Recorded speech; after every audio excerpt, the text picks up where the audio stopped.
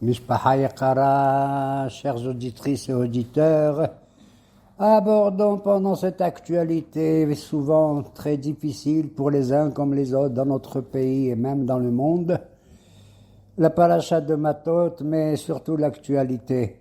Il y a une demande de la part de nos Hachamim qui est absolument étonnante. Pendant les 3 semaines qu'on dit Kol Rodfei Hasigu Ben Ametzarim, entre le 17 Tammuz et le 9 Av, il y a un phénomène un peu naturel étrange, c'est qu'ils disent qu'il ne faut pas marcher entre 10 heures du matin en gros et jusqu'à 4 heures de l'après-midi. Il ne faut pas marcher entre l'ombre et le soleil. Ben Atzel, la Shemesh. Moi, j'ai jamais compris. Ils disent parce qu'il y a Barmenan, un malach très dangereux, dangereux pour nous, qui s'appelle Ketev Meriri. Et moi, j'ai jamais compris d'où vient cette interdiction. Elle est certainement pas, elle provient de Torah chez Baal Pé. Elle était certainement en usage de nos jours. On n'y pense pas tellement. Mais je pense que sur le plan intellectuel, ça veut dire qu'on est dans une période entre le temps et le temps. C'est pour ça qu'elle s'appelle Ben Ametzarim. C'est-à-dire, on ne sait pas si on est dans l'ombre ou si on est dans la clarté. On vit dans l'incertitude. Je crois que philosophiquement, c'est ça que ça veut dire. De ne pas marcher entre l'ombre et le soleil. Ça veut dire qu'il faut mettre dans son cœur, malgré cette période très dure que nous vivons et qui a rappelé le Vaudor d'un côté avec 17 Tammuz et de l'autre la destruction du temple au Tisha B'Av, il faut éviter d'être à 100% triste. Barminan et prendre le deuil total. D'ailleurs, nos Hachamim, ils ont dit Mishenichnas Av, Mema'atim Besra. Ils n'ont pas dit qu'on doit être en deuil Barminan totalement, mais on diminue la joie habituelle. L'être humain doit vivre souvent avec une certaine joie. Même si, en vérité, nous devons équilibrer nos sentiments, comme disent certains de nos hachamim, entre la yira et la hava, la crainte du ciel et l'amour du ciel, l'amour de Dieu. Nachon, comme ça. Et pourquoi? Si tu écris le mot yira, yud, resh, aleph, d'accord? Et en dessous, il y a 4 lettres. Et en dessous, tu écris le mot ahava, il y a aussi 4 lettres, aleph, he, bet, he. Tu arrives à lire horizontalement et verticalement le mot yira aussi. Yudresh de yira, aleph, he de ahava, ça fait yira. Maintenant, aleph, he de yira et bet, he de ahava, ça fait aussi ahava. Donc, il faut véritablement vivre selon la période du temps comme il convient. Comme Hachem, il a dit dans la Torah, Ma Hashem shoel me'imach, ki im le yira'a oto. Qu'est-ce que le bon Dieu te demande, dit Moshe aux Juifs, si ce n'est que de le craindre? Quoi, c'est facile de craindre? Il y a plusieurs sortes de crainte. Il ne s'agit pas de la crainte me'onesh, de la punition. Ça aussi, on peut avoir la crainte de la punition si on n'accomplit pas les commandements divins. Non, il y a une crainte supplémentaire, supérieure, qui s'appelle yirat haromemut. C'est-à-dire la présence divine en tant que telle doit nous inspirer. Non pas la crainte, je dirais plutôt de la vénération. Quelqu'un que tu reconnais qu'il est vraiment le maître du monde. En od milebado. Ça me rappelle une histoire. Un beau jour, un type, un petit voleur, je l'appelle comme ça, petit voleur, il était dans le champ d'un voisin et il a volé tout le foin qu'il y avait dans ce champ. Le foin, c'est la nourriture des animaux. Il a rempli son sac et il a voulu se sauver. Et en se sauvant, il entend derrière lui dire « Ouais, suivez-le, poursuivez-le, espèce de voleur, espèce de voleur. » Il a peur, il court comme un fou. Il court pendant, comme tu dis, 300 mètres. Après, il se tourne, mais il voit qu'il n'y a personne. Et il y a un type qui s'approche de lui. Il dit « Je comprends pas. Il y avait des gens qui m'ont poursuivi pour m'attraper. Je suis voleur, d'accord. Mais il n'y a personne qui me poursuit. » Il dit « Espèce d'idiot. Tu sais pas qui c'est qui te poursuit, c'est pas les gens qui te poursuivent.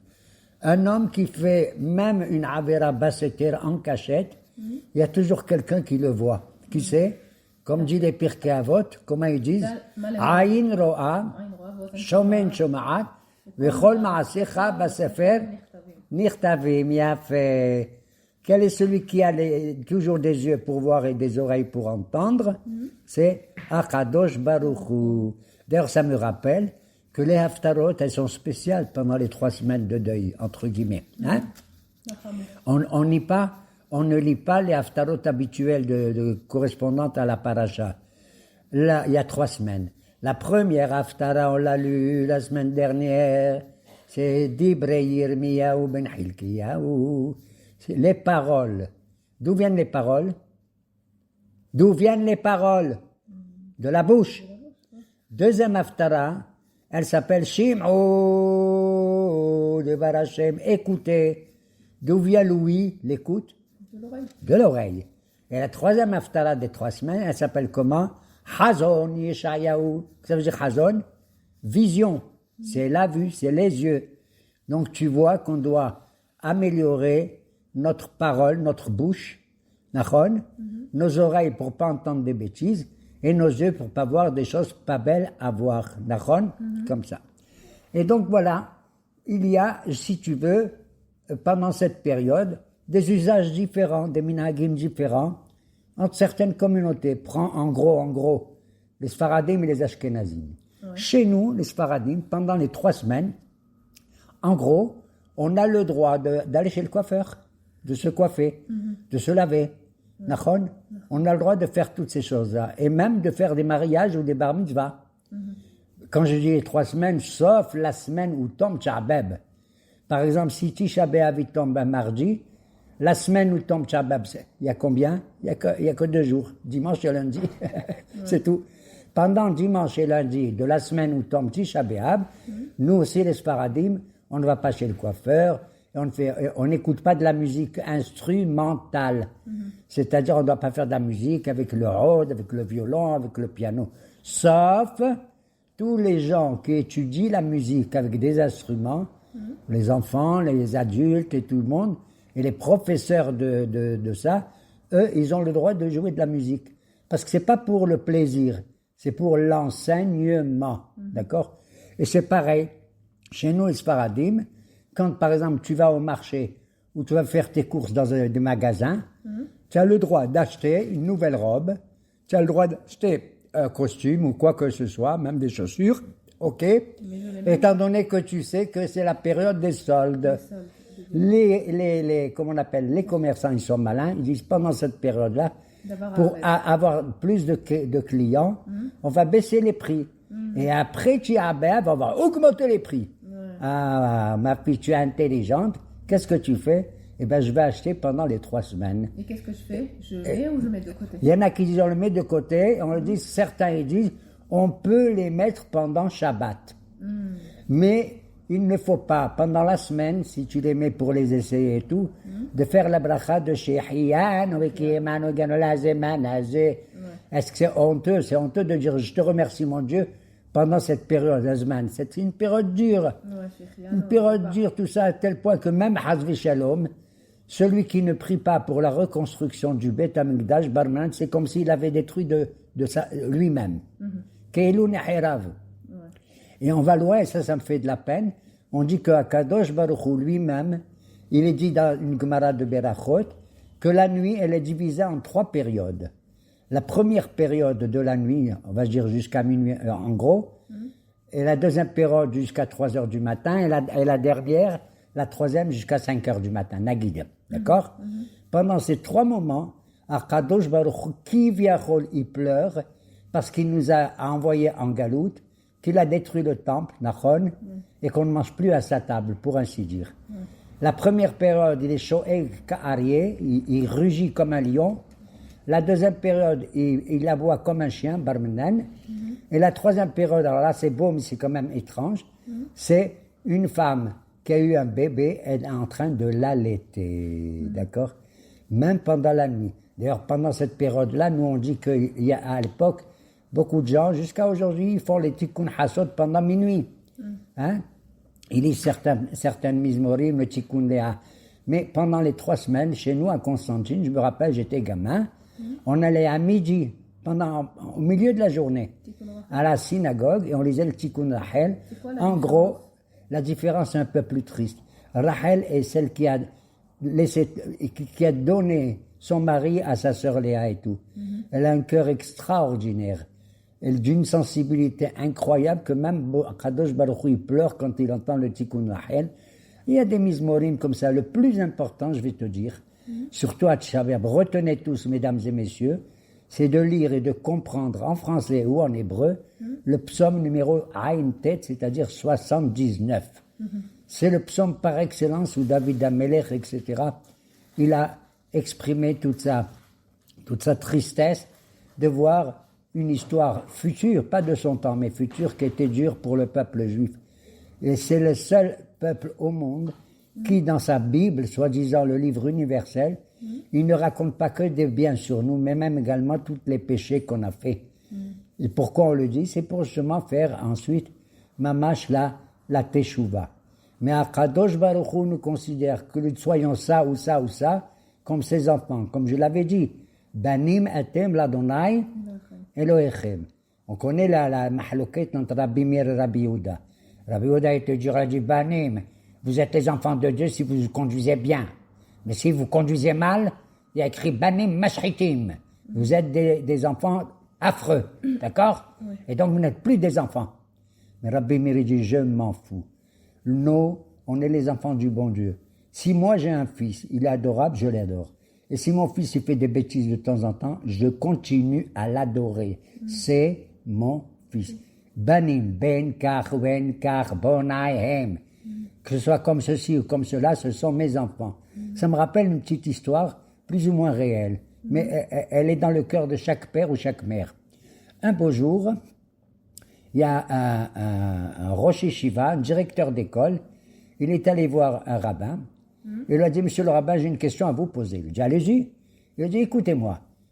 On a un enfant, un élève, il se comporte très très mal. Pendant le cours du rabbin, il se met à crier, à hurler, à bouger, à manger, etc., etc. On n'en peut plus, on n'en peut plus. Et on a décidé, tout dans la direction de l'école, de renvoyer cet enfant. On n'en veut plus.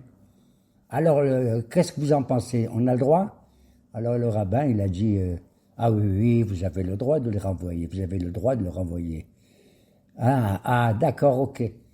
Et le type, il voulait s'en aller, le rabbin dit, reste une seconde encore. Il lui dit, qu'est-ce qu'il y a?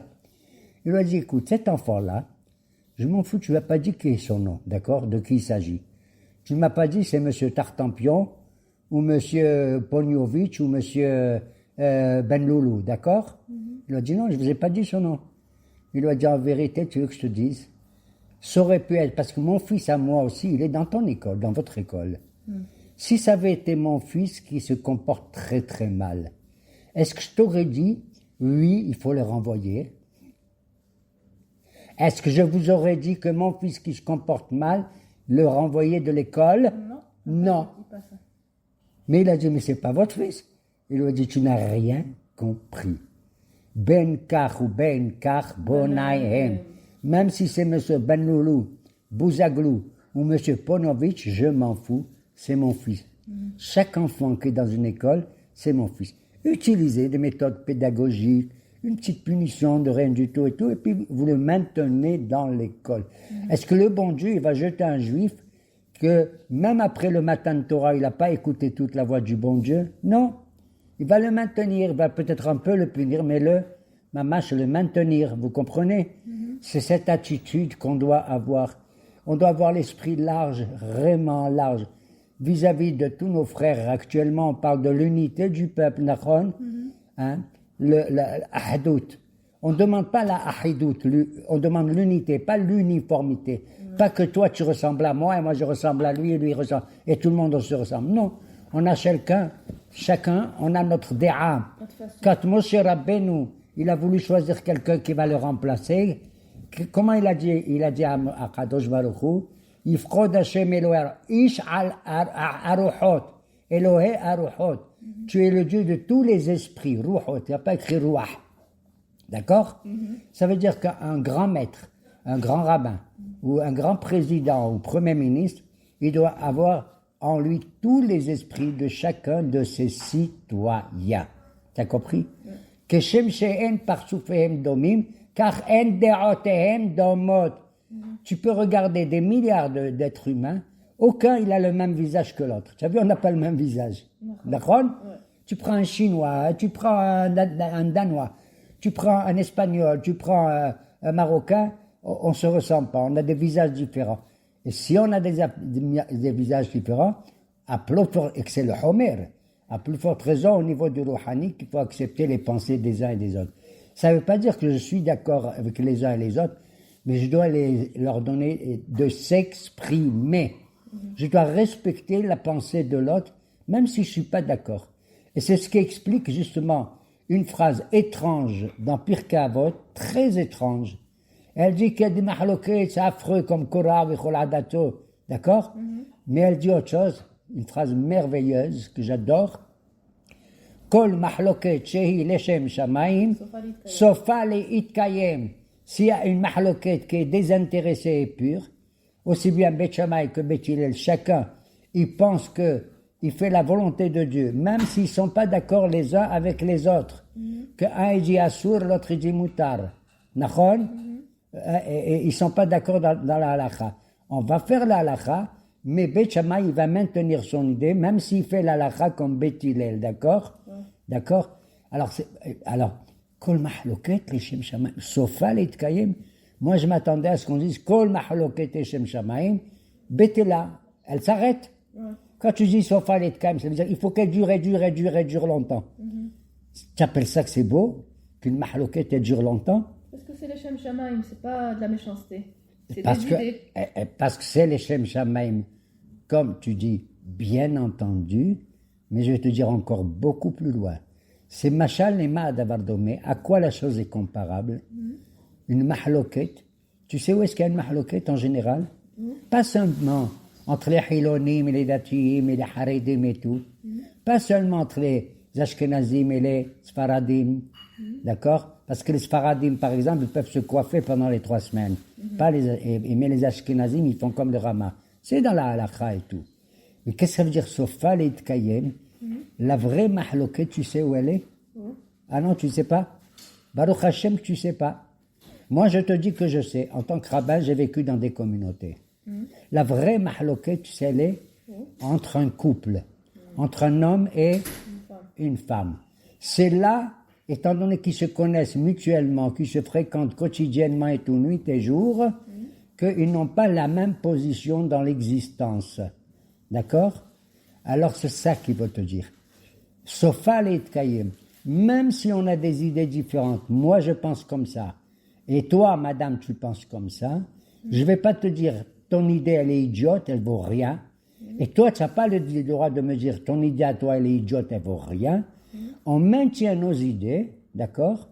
Et c'est ça qui est beau, que même en maintenant nos idées qui ne sont pas conformes les unes avec les autres, eh bien, c'est une mahloket leshem shamayim.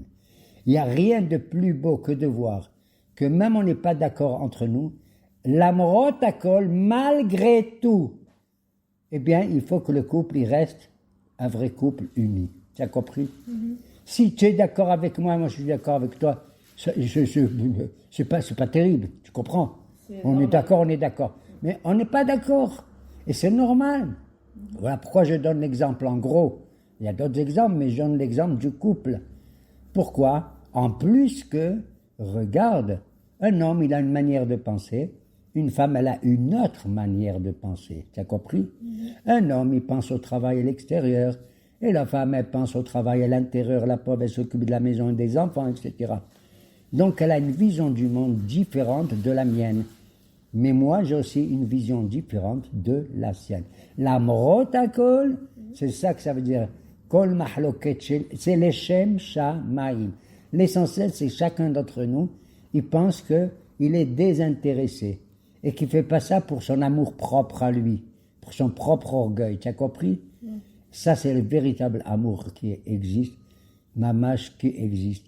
Voilà pourquoi, même si je ne comprends pas moi, qui est Hachem, d'où il vient, je fais les prières, et je dis Matovo lacha Yaakov, et je dis Modani lefanecha melechai vekayam. D'accord?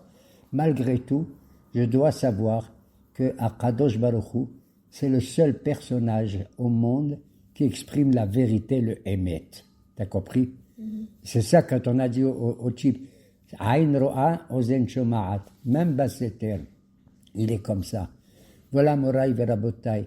Une période tellement dure que Inch'Allah, il efface cette période. On en a ras le bol. Comme je l'avais dit, quand mon cher Rabbeinu, il a dit, j'ai vu les enfants d'Israël, et je leur ai parlé en ton nom, en ton nom, en ton nom. Tu sais ce qu'ils m'ont dit? Vamrouli Mashemo, Maomar Alehem. Et ils vont me demander quel est le nom de ce Dieu. Qu'est-ce que je vais leur dire? Mais qu'est-ce qu'on s'en fout, le nom de Dieu? Franchement, Dieu c'est God. Dieu c'est Zeus. Hein? Dieu c'est Akadosh Baruch Hu. Pourquoi je donne son nom, son nom, son nom? Alors le bon Dieu l'a dit, tu vas leur dire, je serai celui qui sera. Je serai dans les difficultés comme je serai dans le bonheur. Dans toutes les situations. Nachon?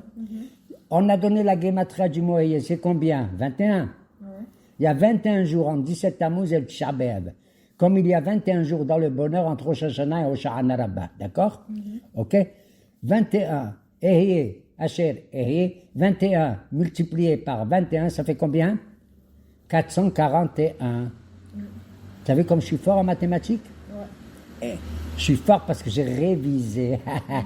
J'ai étudié. Et qu'est-ce que ça veut dire? Et c'est là, qu'est-ce que ça veut dire 441? 400 c'est Tav, 40 c'est Mem, 1 c'est Aleph. Emet. C'est là, Yafé, Hamouda, Emet. C'est pour ça que le monde futur, on l'appelle Olam Emet aussi. Nachon? Akadosh Baruch Hu, c'est le Emet. Pas comme de le monde qu'on appelle ici, certains ils exagèrent, mais enfin ils l'appellent Olma de Shikra, le monde des mensonges. D'accord? On s'abrite derrière des prétentions de telle et telle et telle nature. D'accord? Ok? Emet. Moi j'ai souvent, c'est pour rigoler que je le dis, que Emet par exemple en Afrique du Nord, c'est le Emet. Aleph, Mem, Tav, c'est quoi? Aleph c'est Algérie, Mem c'est Maroc, Tav c'est Taïman. Tunis.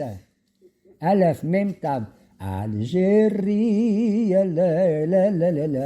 Maroc,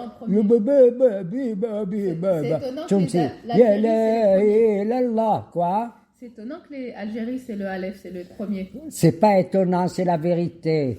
Tu enlèves le Aleph de Emet, qu'est-ce qui te reste, Barminan? Alors arrête.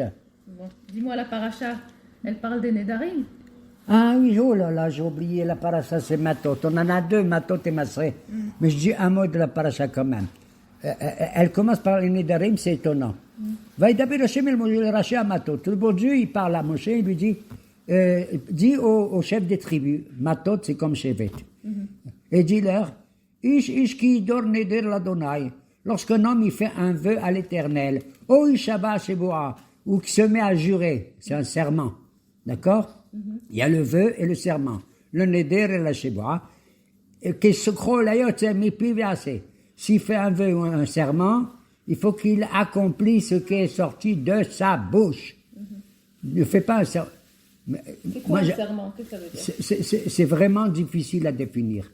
Je vais te dire, un vœu, c'est quelque chose de très élevé. Plus élevé qu'un serment, ça veut dire un jurer. Jurer. Comment on dit? Une sheboa en hébreu. Le neder, c'est quelque chose de très élevé, mais c'est bizarre. C'est un homme, il dit, je m'interdis de manger ceci ou de manger cela.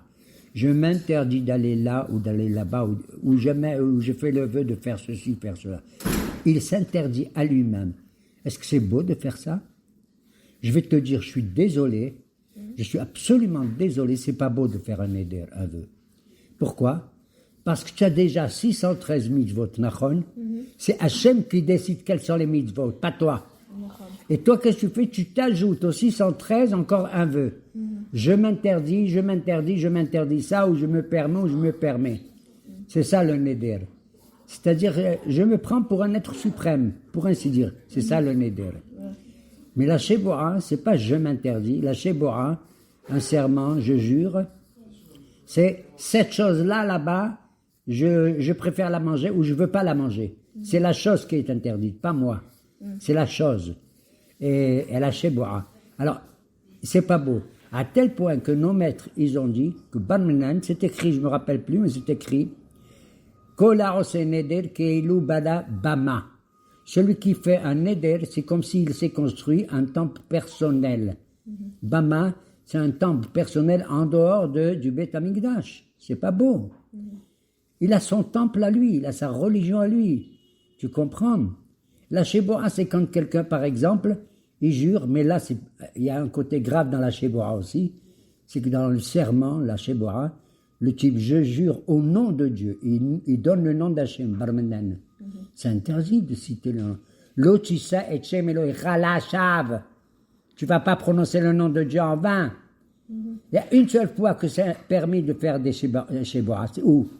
C'est quand il y a un problème entre moi et un autre, et mon copain, et on va au Beddin. Et là, le Beddin, il nous dit, tu vas jurer, monsieur Gage, lève la main droite, tu vas jurer au nom de la Torah et tout, que ce que toi tu dis est vrai, et pas l'autre, et ainsi l'autre, d'accord? Mais sinon de toi-même, c'est pas beau. Moi, je me rappelle, et je dis la vérité, moi, ma communauté était merveilleuse à Constantine, mais on avait un défaut énorme. À chaque chose, du matin au soir, qu'est-ce qu'on disait? Je te jure sur la tête du bon Dieu. C'est beau de dire ça? Barmenan. Je te jure au nom de Dieu. Et des serments, pour chaque chose même futile, absolument futile. On passait notre temps à jurer. Et ça, c'est pas beau. Donc, parce qu'on implique, pour ainsi dire, El Akadosh Baruch Hu dans cette affaire, et on s'ajoute des choses comme ça. Maintenant, tu vas me contredire, ma chère Déborah. J'ai dit que celui qui fait un éder, c'est comme s'il se faisait son propre temple. Oui. Et j'ai dit que c'est pas beau. Et de jurer au nom de Dieu. Et tu t'ajoutes des mitzvot en plus. Comme si tu étais toi, Moshe Rabbeinu. Ouais. Je regarde la Torah, qu'est-ce que je vois? Je vois qu'un beau jour, un patriarche que nous adorons tous s'appelle Yaakov Abinu. Il s'est sauvé de Esav, Nachon. Vaïdar, Yaakov. יפה, וידר יעקב נדר לאמור, אם יהיה אלוהים יעמדי ושמרני בדרך, ונתן לי לחם לאכול ובדרך, etc. Si je fais un vœu, mon Dieu, si tu me protèges de tous les dangers qui vont comme ça, et que tu me donnes au moins un peu à manger, un peu à boire, parce qu'Eliphaz, le fils de Esav, il doit voler les choses. Nachon? Alors je te ferai un korban comme ceci, comme cela. Et il s'est passé plusieurs années, il n'a pas accompli son éder, qui Yaakov Misken. Et jusqu'à ce qu'il est revenu de chez Lavan, dans la ville de Bethel, et c'est là que le bon Dieu dit, hé, tu te rappelles pas que ça fait un éder? Il a dit, oui, excuse-moi. Mais moi, je ne vais pas attaquer mon adorable Yaakov Avinu. Pourquoi? Parce qu'on a le droit, quand on est dans le Sahar Gadol, Mamash, de faire un éder. Dans des cas exceptionnels, ça peut t'aider. Tu veux que je te dise un autre qui a fait un éder, il le dit clairement. Dans les Télim, un monsieur qui s'appelle David Ameler, tu l'aimes ou pas lui? Oui. Tu sais ce qu'il dit dans un mizmor? Nedarai l'Adonai Hashalem nirdana lechol ammo. Je vais accomplir tous les vœux que j'ai faits devant tout le peuple. Tout le peuple. Il a tort ou pas? Non, pourquoi? Parce qu'il a tellement souffert, Nachon, poursuivi par Shaoul, poursuivi par beaucoup d'ennemis et tout. Même ses frères et sa famille, ils le rejetaient, Nachon. Donc quelqu'un qui sort maintenant à la Milchama, il peut faire un éder que s'il rentre sain et Dans sauf. certaines conditions. Qui demande à un rabbin si Mamash il souffre. Mais moi, je lui dirais, tu sais, je vais te mettre les téphilines, je vais te chanter, et je vais te donner à manger du chocolat et tout ça, et des millefeuilles comme j'adore moi, d'accord? Oui, mais il y en a qui... J'essaie de... S'il a un rasra, comme on dit chez nous, il a la rasra dans le cœur, la ramma, à ce moment-là, oui. À ce moment-là, mais à condition qu'il fasse un éder, qu'il est capable de réaliser, de le faire. D'accord. Voilà. Ça, c'est pour les Nedarim et les Shebot. C'est bizarre, tu sais, qu'ils apparaissent dans la paracha de Matot. Pourquoi? Parce qu'on commence à rentrer presque où? En Eretz Israël. On est à la frontière. Après que Moshe Rabbeinu il a fait la guerre contre Sihon, Melech HaEmori et Og, Melech HaBashan. Qui c'est le premier soldat au monde? Moshe Rabbeinu. Il y avait Abraham aussi à l'époque contre les 4 rois. Ok, d'accord? Ok. Et donc, voilà le rapport qu'il y a. On va rentrer maintenant où? Bientôt Akadosh Baruch Hu, brusquement, il dit à Moshe, on a parlé de la guerre. Et tu vois. Et il dit, Akadosh Baruch Hu à Moshe, Tsaror et Amidianim, Ve'aharte asef. Vous allez faire la guerre contre les Midianim, et après tu iras mourir. Aharte asef el ammecha. Tu rejoindras ton peuple, tes ancêtres. Quel rapport l'un avec l'autre, tu vois? Moi, si on m'avait dit ça, je fais pas la guerre contre les Midianites. Comme ça, je meurs pas juste après. Tu as compris? Ah oui. Pourquoi le bon Dieu, il associe la guerre contre les Midianites avec la mort, avec le fait qu'il annonce à Moshe qu'il va quitter le monde bientôt. Peut-être pour le vérifier. Vérifier quoi? S'il va vite aller faire la milchama ou il... Oui, mais pourquoi il veut vérifier qu'il va vers vite? C'est à cause des Midianites. Parce que Yosef, il avait dans le cœur, toujours il pensait du bien des Midianites. C'est pourquoi? Youssef? Mais parce qu'il a épousé une Midianite. Youssef? Moshe, Rabbeinu. Il a vécu, tu sais combien, près de 40 ans à Midian. Certains disent à couche en Éthiopie, en Midian, peu importe. D'accord?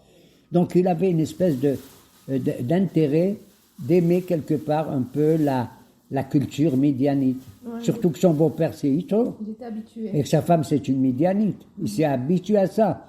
D'ailleurs il a quitté l'Égypte parce qu'il n'avait ras-le-bol des Juifs. Quand il a dit, il a vu 2 Juifs se disputer et tout. Ouais. Et il s'est sauvé, Moshe s'est sauvé. Il a dit, Achem Noda Adabar. Je comprends pourquoi maintenant le bon Dieu il vous a mis en esclave. Parce que vous êtes des délateurs entre vous. Vous ne supportez pas les Juifs. C'était Datan Ve'abiran et tout. Alors c'est ça. Akadosh Baruch Hu a voulu vérifier si Moshe Rabbeinu était capable de faire la guerre contre les Midianim parce qu'ils nous ont fait du mal. Tu te rappelles, après l'affaire de Bilham, une soi-disant, il nous a bénis. Après, il a dit à Balak, Lecha et Asra. Viens, Balak, je vais te donner un conseil. J'ai donné que des brachot à ce peuple. On n'arrive pas à le corrompre, mais on va l'attirer vers les Harayot. Et il a dit qu'on va demander à toutes les princesses Goyot, Kosbi Batsour, etc., d'attirer par leur beauté, etc., les Juifs, et qui font avec eux des accouplements interdits, Nachon, des accouplements interdits, et de la Avodazara que Dieu, c'est de rejeter des détritus devant cette idole qu'on appelle Tammuz. D'accord? Ok, pardon, Péror. Pendant cette période de Tammuz. Bon. D'ailleurs, si ça t'amuse, moi, ça ne m'amuse pas. Hein? Moi non plus. Ça ne nous amuse pas. Bon, Pesegir. Et des Tchilat, assez Tchouba. Bon. Teshuva, Memashmesha ou Vaosim Tchouba. Bon. Et alors, à ce moment-là, de quoi je parlais là? Des Midianim. Des Midianim. Ils vont faire. Alors, qu'est-ce qu'il fait Moshe? Au lieu d'enrôler tout le monde, alouf lamaté. Ça suffit. Je prends 1000 soldats de chaque tribu, ça fait en tous 12 000. Et ils vont faire la guerre. Qui l'a choisi? Alouf. Quoi, c'était tous des aloufim, des généraux? Non. Il a choisi les plus grands tzadikim. Il les a fait sortir de leur yeshiva. Tu entends? Basta. La Torah umanetra ou pas umanutra, je m'en fous. Torah lo umanuto et la emunato. Torah max la umana. Exactement, oui, mais ta Torah avec lo behail ve kim beruhi. Il faut et la force du soldat et la force spirituelle d'Akadosh Baruch Hu qui nous accompagne. Il faut les deux. Voilà pourquoi il a choisi Alouf Lamaté, d'accord? Ils vont faire la guerre, ils vont revenir au bout d'un certain temps, et à ce moment-là, ils vont ramener, alors là, je ne dis pas ça aux auditeurs, des centaines de milliers de choses. Des animaux, des ânes, des chameaux, des moutons, etc. Plus des prisonniers, hommes et femmes. Et Moshe Rabbeinu se met en colère quand il les voit revenir. Qu'est-ce que c'est que ça? Mais on vous a dit de détruire tout. Et vous ramenez les femmes. C'est à cause des femmes qu'on a fait le péché. Oui ou non? Et là, contrairement à la loi habituelle, c'est le seul cas où Moshe Rabbeinu dit au nom de Dieu, même de tuer les femmes et de ne pas les garder. Même. Tu entends? Sauf ceux qui sont petits. Les petites filles ou les petits garçons qu'il faut les laisser en vie. Il y a des centaines et des centaines, je ne sais pas d'ailleurs comment, 12 000 soldats sont capables de ramener des centaines et des centaines de milliers de chalal, de butin. D'accord? Mais ça, si un jour quelqu'un peut me l'exprimer, tant mieux. Donc ils ont été capables de le faire. Moshe Rabbeinu s'est mis en colère contre eux, d'accord? Il leur a dit, puisque vous avez tué, vous êtes Tmeim, vous allez en dehors du Mahane jusqu'à ce qu'on vous fait la paradouma, hein? Qu'on vous purifie le 3e et le 7e jour, après vous rentrez, d'accord? Comme Moshe Moshe s'est mis en colère, il a oublié une halakha. Et qui c'est qui prend la parole après lui? C'est El-Hazar. El-Hazar, le fils d'Aaron. Vous savez que même un Kohen, il va faire la guerre. Et que même Pinhas lui-même, il a tué qui en ce moment? Devine qui? Bil'am. Ah, Bil'am. Pinhas, il a tué Bil'am. Qu'est-ce qu'il fout là-bas, Bil'am, avec les médias? Il marche et mot. C'est la preuve que c'est lui qui a donné le conseil de faire les harayot, l'inceste avec les filles de Midian et de Moab. Ok? Et à ce moment-là, Hazar, il dit, bon, tout ce que vous avez amené, on va le cachériser. Surtout, ils ont amené des kélim. Est-ce que je sais, moi, ce qu'ils ont ramené? Des kélim en or, en argent, des marmites, des cuillères. Est-ce que j'en sais rien? Des kélim. Des bouteilles, des verres. Et il leur a enseigné comment il faut cachériser tout ça. C'est dans cette paracha que nous, les Juifs, on apprend comment il faut faire la hagala et la cachérisation des kélim avant Pesach. C'est de la paracha d'aujourd'hui que nous apprenons comment. Si une marmite elle a été au contact d'un feu, la cachérisation elle doit se faire par le feu. Si elle a été touchée par de l'eau, tout simplement, alors la cachérisation c'est par une hagala, par de l'eau, etc., etc. Ok? C'est toutes ces halakhot viennent. On les apprend de l'ennemi affreux qu'ils appelaient Midian. Nachon. Et pour conclure, malgré tout, Moshe, lui qui vient de Midian, il a fait la guerre, même s'il sait qu'après il va mourir, eh bien, il écoute la voix de Akadosh Baruch Hu. On approche de Eretz Israël, de la frontière. On veut rentrer en Israël. Et juste avant d'entrer, je conclus, il y a 2 tribus qui disent, Moshe, quoi? Écoute, ici, là, dans le territoire qu'on habite, qu'on est là, c'est le territoire de qui? De Og et de Sihon. Miraï. C'est un endroit, il y a plein de pâturages, plein d'herbes, plein de légumes, plein de tout. On veut rester ici parce qu'on a un miknerav, on a des grands troupeaux, nous. On doit leur donner à manger. Alors on ne veut pas rentrer en Eretz Kenaan, on reste là. Moshe se met en colère, il dit quoi? Vous n'avez pas honte? Vos frères, ils vont faire la guerre avec Yoshua ben Nun pour faire la conquête de Kenaan. Il y a 31 rois là-bas. D'accord? Et vous restez ici? Non, Moshe, t'énerve pas. On va construire des endroits où nos enfants ils vont rester, les femmes et tout. On va mettre des pâturages pour nos troupeaux et on viendra faire la guerre avec tous nos frères. Et Moshe, il a accepté tout ça. T'as compris? Et ils ont été merveilleux. Les Bnei Gad et Bnei Reuven, ces 2 tribus, ils ont abandonné leur famille. Ils sont rentrés, on le verra avec Yoshua, en Eretz Kenaan, que j'appelle Eretz Israël maintenant. Ils ont fait la guerre pendant 7 ans, ils ne sont pas retournés chez eux. Et ils sont restés encore 7 ans pendant qu'on a fait le partage de Eretz Israël, 100 ans. En tout, 14 ans, ils sont restés à l'extérieur. Et après, ils sont retournés dans leur territoire du côté de l'Orient, du côté de l'Est du Yarden, du Jourdain. Voilà.